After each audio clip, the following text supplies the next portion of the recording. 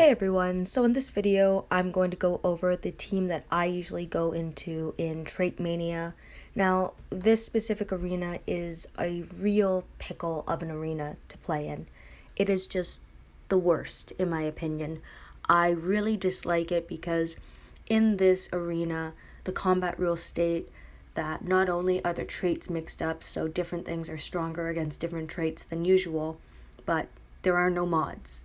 Mods cannot play a role in this, and I think it's because if you have a trait advantage mod, it will not act the way that it should based on the new combat rules because of the trait interaction changing. So now to get into the video. When I take a look at Trait Mania, I skip to the end to see the top 5 teams that I want to attack, and as soon as I see if there's a Mercer team, or if there's a Jackie lead, or even an Angel lead, I know I have to use an RNG lead myself, because if I face that second Mercer team and I don't have a Mercer lead, my whole team is stunned to start. That team will have an advantage by being able to attack me first, and if that Priya has Rampage, then my team is going to be destroyed probably on the first turn. In all honesty, I think a Jackie defensive lead would be most lethal in Trait Mania because of a lack of mods.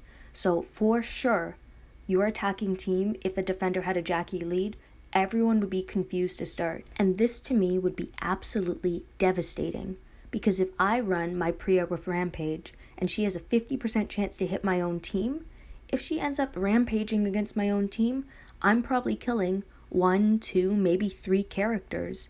So that's why I think if I saw a Jackie on Trait Mania, I might just avoid them entirely. With arenas in general, I do try to be on for when they reset, so when it's the next arena, because I find that there are sometimes some defenses that aren't set properly because the computer auto-generates a defense, and I'm not sure why it doesn't carry over your previous defense sometimes. So by attacking early, I might be able to score some easy points to start. So my attacking team is my typical Mercer lead, Princess, Doc, Glenn, and Priya.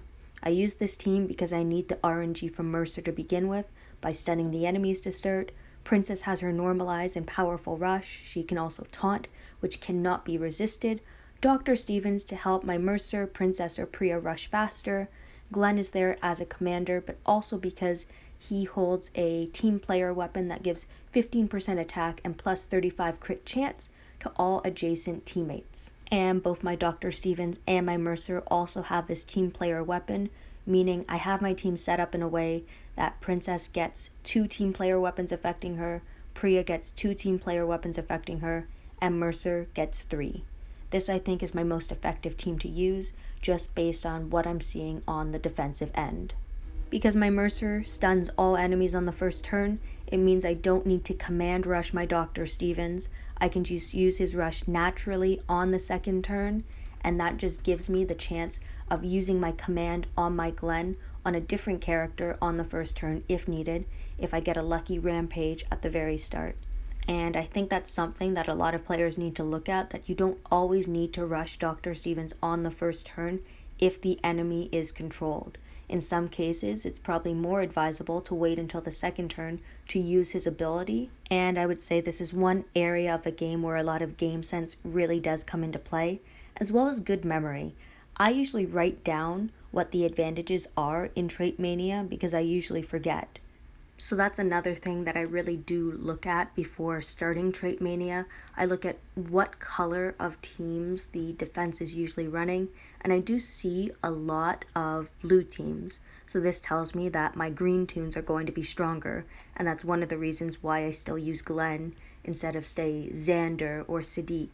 Even though Sadiq and Xander are probably better attacking toons, it's not just because I have a team player weapon on Glenn, but he also has a trait advantage, which is increased by 50% damage when he attacks blue toons. And for those of you who need a reminder, strong characters are advantageous towards tough characters, so it's green over blue. Blue is now stronger than yellow, so tough is stronger than fast. Fast is stronger than alert, so yellow over red. And then for some unknown reason, alert still has an advantage over strong. So red is still stronger than green. The bonus damage that I spoke about before, where Glenn is stronger than blue toons, He also gets a bonus 50% trade advantage damage against blue toons because he now has that advantage. So now the amount of damage he's actually able to produce is much higher, and it's definitely amplified because we don't have any mods. So going off of the fact that we're focusing on leadership skills and we're focusing on in-game buffs, the game is very different. Without mods, we're not really worried about reflect damage because no one really runs that as a weapon on a defensive team. There's just a lot of different things that are no longer a problem that were before. You're not worried about resistances.